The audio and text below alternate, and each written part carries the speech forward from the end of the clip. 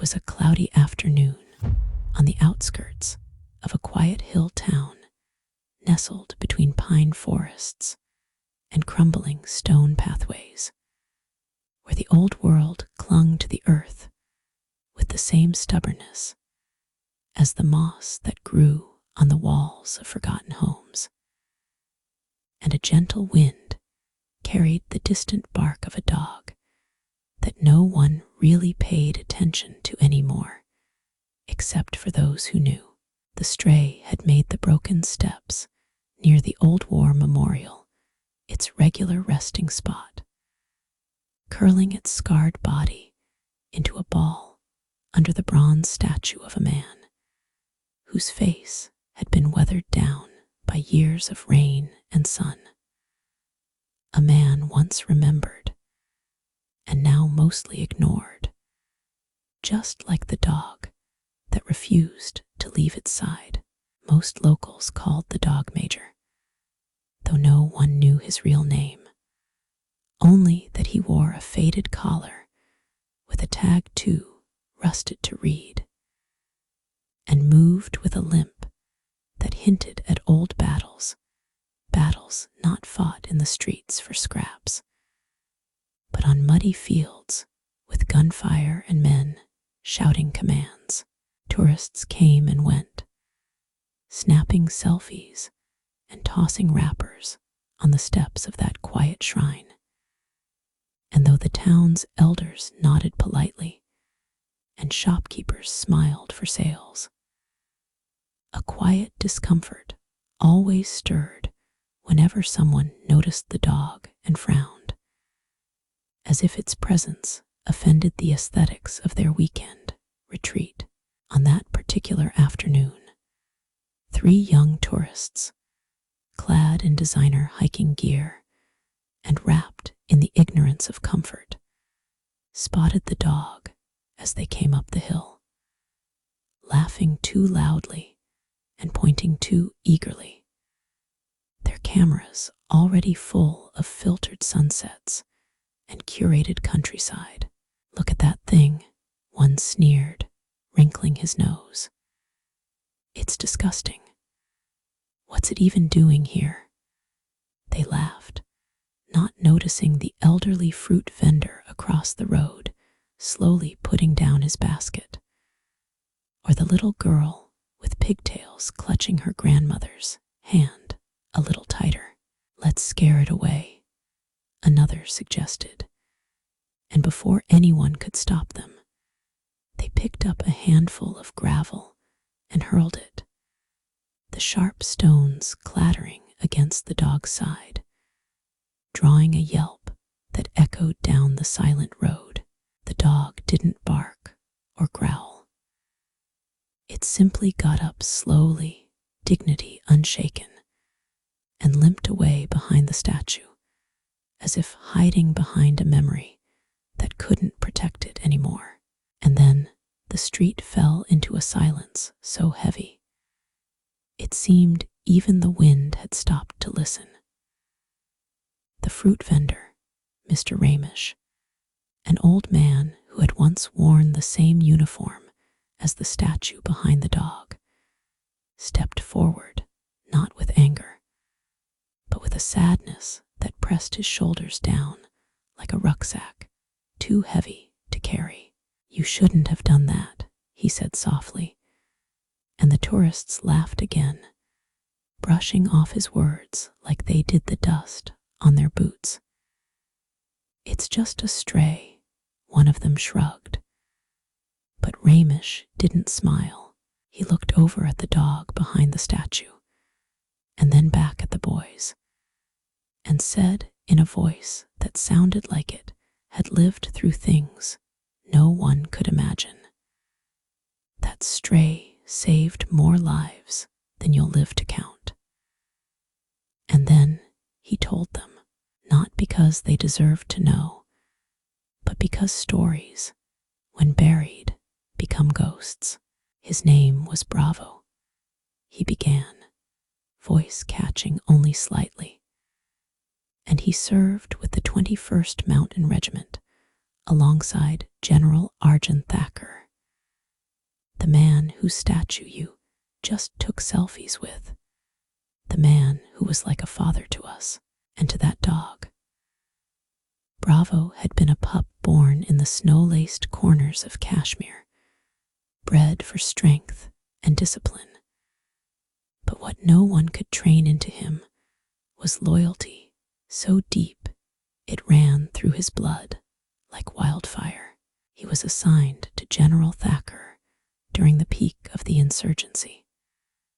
And while most dogs were used for patrol or detection, Bravo had an uncanny ability. He sensed ambushes before the men even felt uneasy. He barked before bullets tore through the trees, and he dragged wounded soldiers back to camp through mine-ridden fields without hesitation. They said Bravo had once leaped between Thacker and a grenade, taking the shrapnel in his flank, almost dying in the snow while Thacker held him, tears freezing on his face. But he lived. He always did, because something about Bravo said he wasn't ready to go, not until the mission was done. They had medals for him, 3 in total, pinned to his vest during annual parades. And when Thacker finally retired, he refused to leave Bravo behind. "If I go, he comes with me," he'd said, and no one dared argue.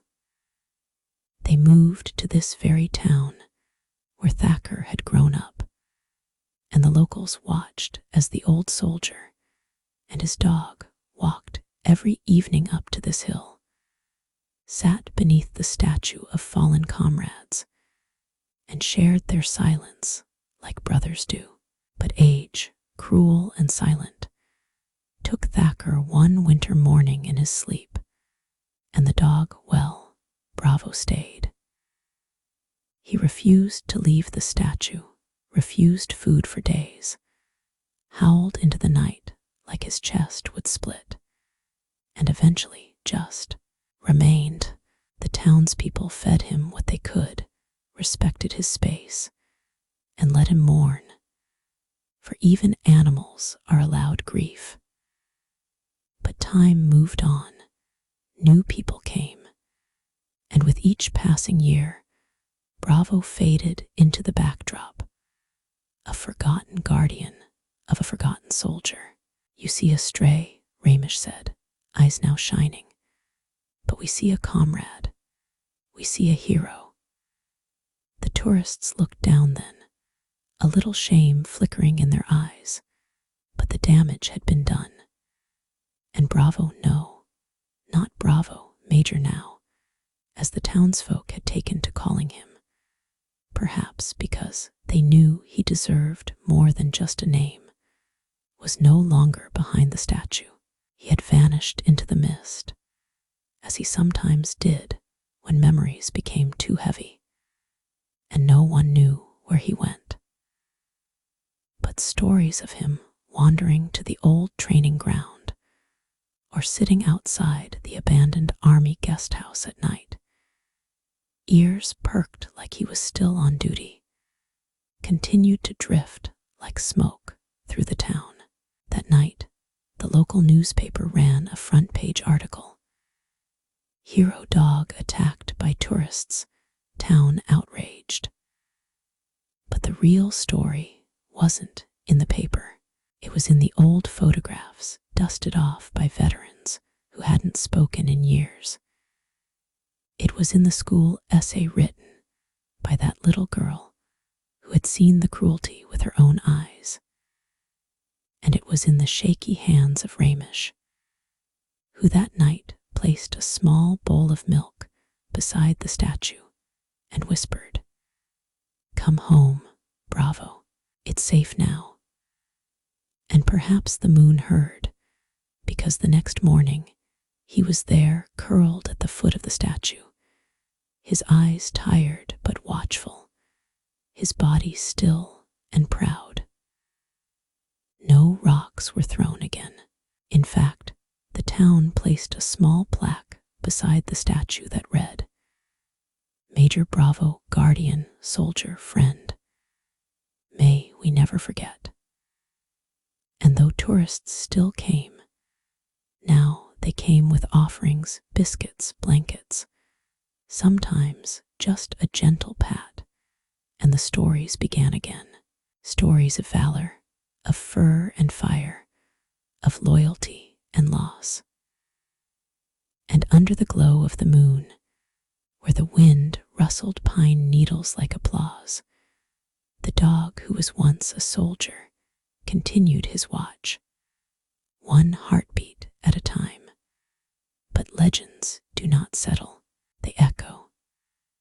And though Major Bravo had returned to his post beneath the statue, no one could unsee the silent tremor in his limbs when the laughter of strangers rose too sharply, or the way his ears flattened when plastic crinkled too close, wounds of a different kind, not made by bullet or blade, but by the careless cruelty of those who did not understand that some hearts wore their scars on 4 legs instead of 2. In the weeks following the incident, the entire town seemed to orbit around Bravo's presence with a renewed sense of reverence. Children walked a little quieter past the memorial, hands held tightly in their parents' grip as they stole glances at the old dog lying like a shadow beneath his master's statue. And old men gathered on wooden benches near the chai stall whispered stories they hadn't spoken aloud in decades, stories of a younger Thacker running drills through the jungle, always with that bounding pup no one could catch, stories of late-night border fires where Bravo stood watch without sleep, ears swiveling like radar, and stories of the day Thacker collapsed while watching the news, his tea slipping from his hand, Bravo nudging his chest frantically until the neighbors burst through the door. But Bravo never barked for help. He didn't need to. He simply waited outside, motionless, for the ambulance that came too late. And now, even as his fur grayed into the soft tones of stone and ash, and the limp grew more pronounced, there was something untouchable about him, something that made people drop their voices and soften their eyes. Still, not everyone in the town agreed with the quiet deification of a dog. The new mayor, a man with little patience for sentiment and a preference for clean tourist optics, frowned every time he passed the statue and saw offerings, bowls, biscuits, handwritten notes tucked beside a rusted leash someone had once left as a token. It's unsanitary, he argued in council. We can't have a stray dog, no matter how beloved, be the face of our hill station. What message are we sending? But his words, like dry leaves tossed into wind, failed to take root. The townspeople were unmoved. Even the school principal, a strict woman known for enforcing uniform codes with near-military precision, stood in the council chamber and said, "I'd rather my students learn about Bravo than any politician on a billboard." That silenced the room. Still, the mayor did not let go of the matter. A week later, a dog catcher's van rolled into the town one morning, its metal frame shaking with every bump as it crawled toward the statue. No sirens, just the soft hum of an engine and the intent behind it. But someone had seen an old sweeper named Mala, who cleaned the roads before sunrise. She had once lost her son in the same war Bravo had fought in. And when she recognized the van, she ran faster than her knees allowed, banging on doors, waking the grocer, the school janitor, the barber with the radio, who spread the word through every home like wildfire in dry grass.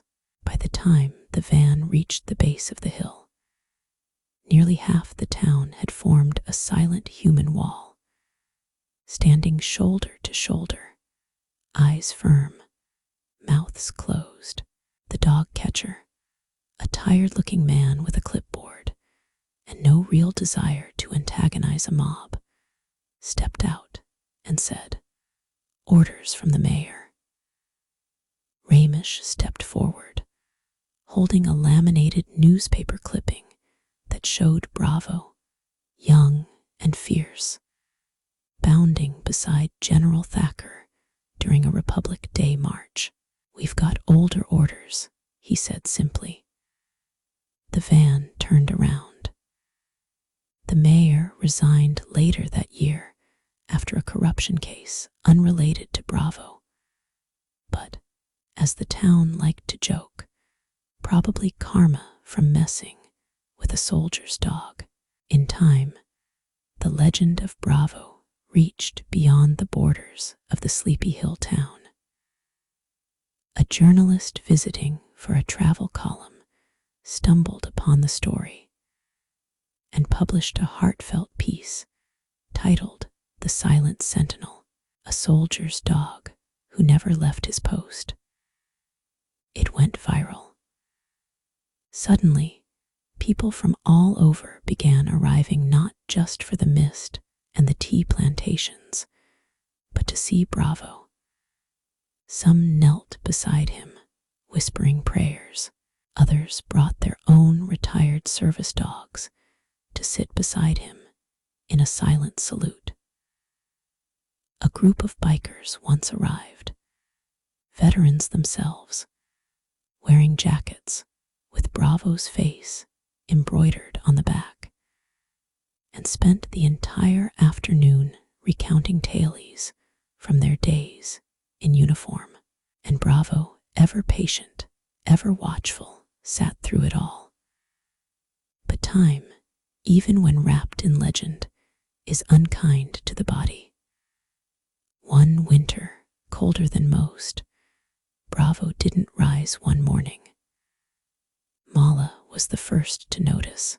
She approached slowly, calling his name with a softness usually reserved for lullabies.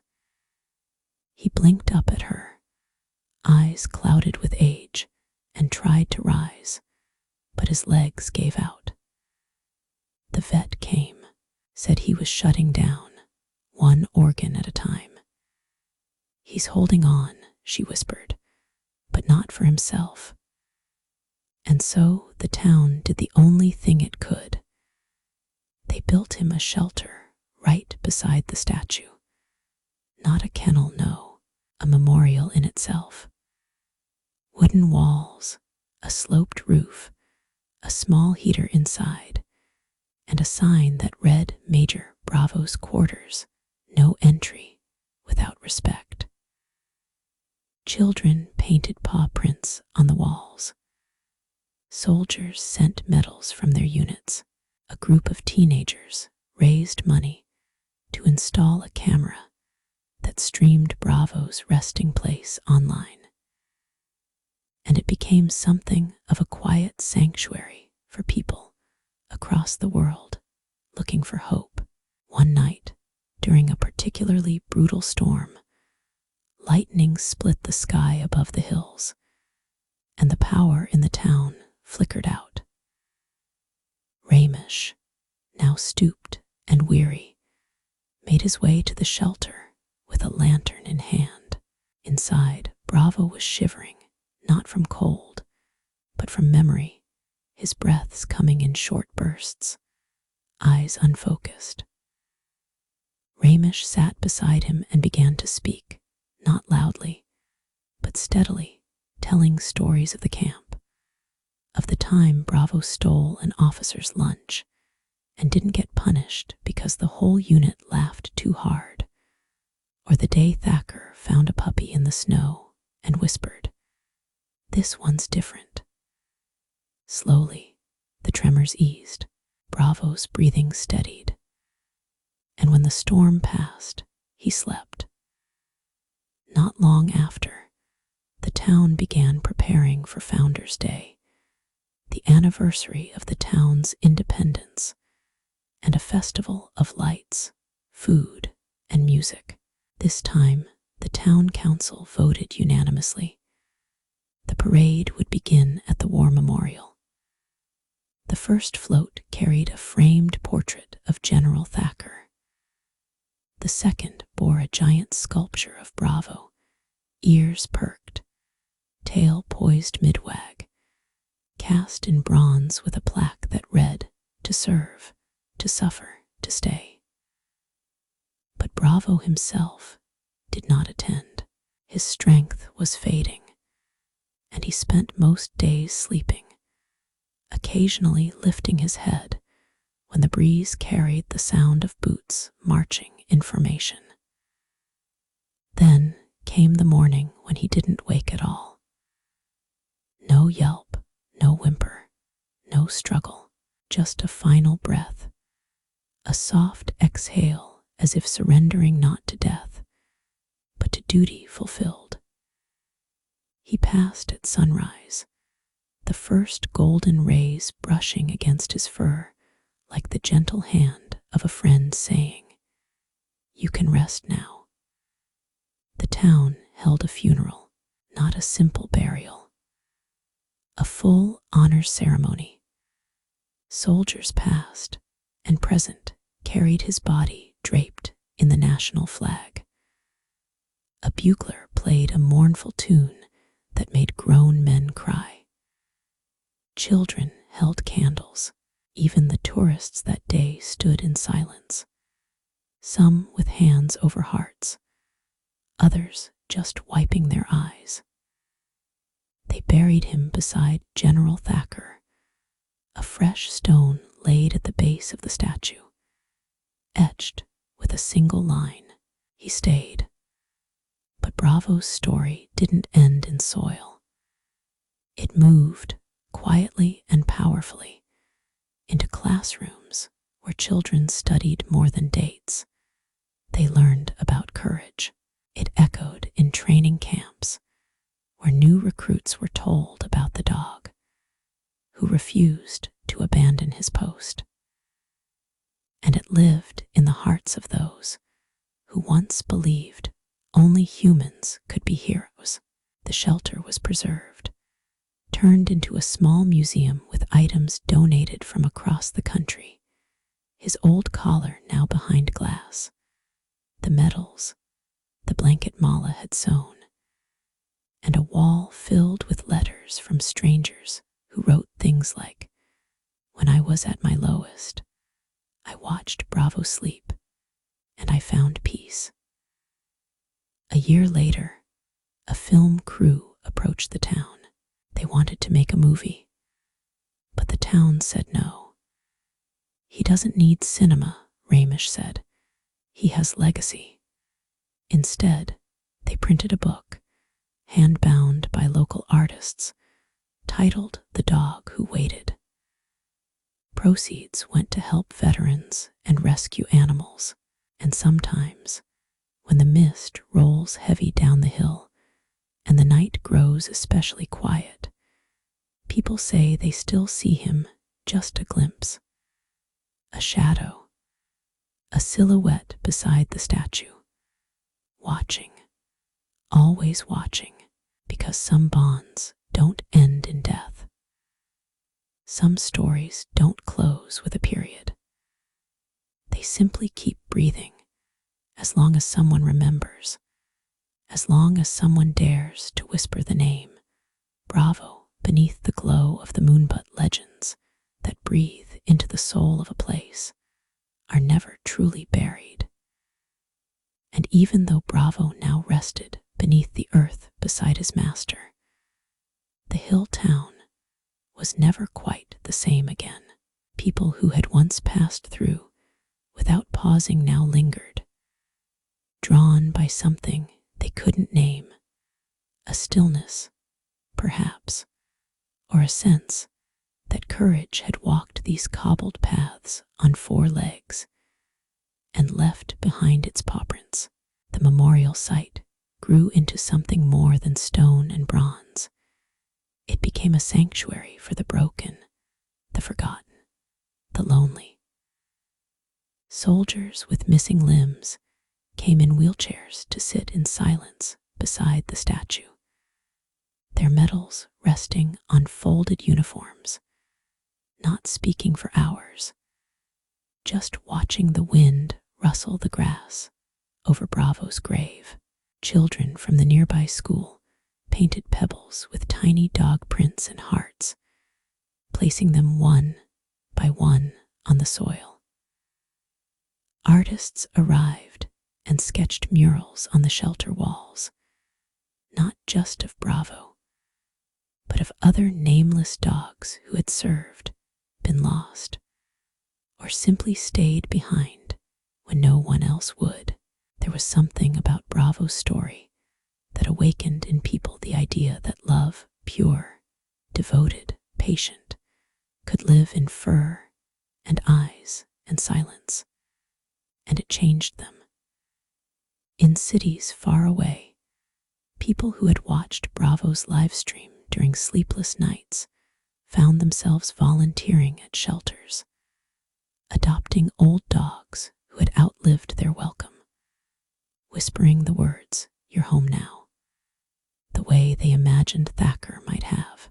One little girl in Delhi, who had been born with a heart defect and spent most of her young life in hospitals, wrote in crayon on the back of a medical bill, "I think Bravo is watching me, so I will be brave."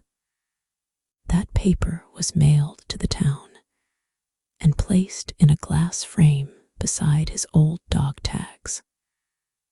The town, recognizing what Bravo had come to represent, created a foundation in his name, Bravo's Bond. Its mission was simple: rescue, rehabilitation, remembrance. The first act of the foundation was to sponsor the training of therapy dogs for veterans suffering from PTSD. They named the first graduate Bravo Jr. He was nothing like the original stocky, clumsy, young. But when he sat beside a retired sniper during a panic attack and licked his shaking hand until the storm passed, people said the spirit was the same. And while the world moved on, as it always does, with smartphones and deadlines and the noise of progress, Bravo's legend deepened, not faded. There was talk of changing the town's name to Bravo Nagger, though the elders dismissed it with a smile. "He'd hate that," said Ramish. He wasn't the kind to need names or streets. He just needed to be near Thacker. On the 3rd anniversary of Bravo's passing, a crowd gathered again. Mala, older now, with fingers curled from arthritis, brought with her a bowl of rice soaked in ghee, the treat Bravo used to love. The same schoolchildren who once painted his shelter now stood as teenagers in crisp uniforms, hands at their sides, eyes forward, and amid them, the tourists returned not to throw rocks, but to bow their heads, some holding photos of their own dogs lost to time. The irony wasn't lost on anyone. One of the very women who had once picked up a stone now came every year, not just to apologize, but to serve. She worked with the foundation full-time, her name no longer whispered in scorn, but in quiet forgiveness. "He gave me a second chance," she said once, "and I intend to be worthy of it." That evening, under a moon so bright it turned the statue silver, a writer stood at the edge of the crowd, scribbling furiously into a worn notebook. He had been sent to cover a story of a dog, but he found himself writing about a town transformed not by tragedy, not by time, but by the steadfastness of one animal who refused to abandon love. His piece, later published in international journals, titled "Where the Dog Never Left," went on to win awards, not because of literary genius, but because it struck something primal, something shared. Readers in Japan, Brazil, Kenya, Alaska, all wrote back to say they cried for Bravo, for the soldiers, for the people who had changed because of him.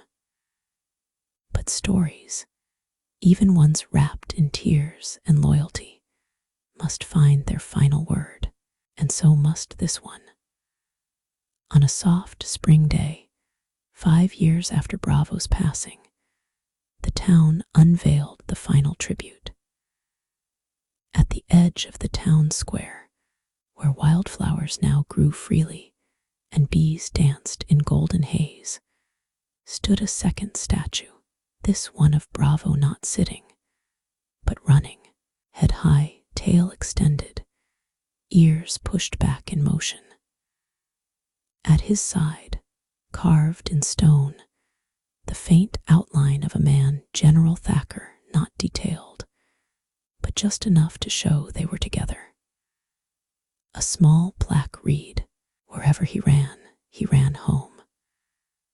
And below it, the final line etched in both Hindi and English: "For those who never stop waiting, for those who never stop loving."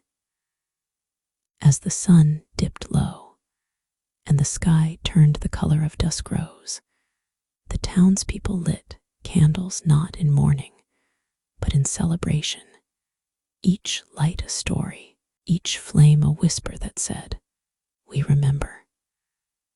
And somewhere in the quiet, if you closed your eyes and leaned into the wind, you might have heard it, the faint click of claws on stone, the soft exhale of loyalty, and the beating heart of a legend that chose not the battlefield, not the headline, but the humble role of companion until the very end. Bravo didn't need medals. He didn't need forgiveness. He simply stayed. And in doing so, he became more than a dog. He became a promise that the purest kind of love is the one that waits, endures, and walks beside us, even after the footprints fade.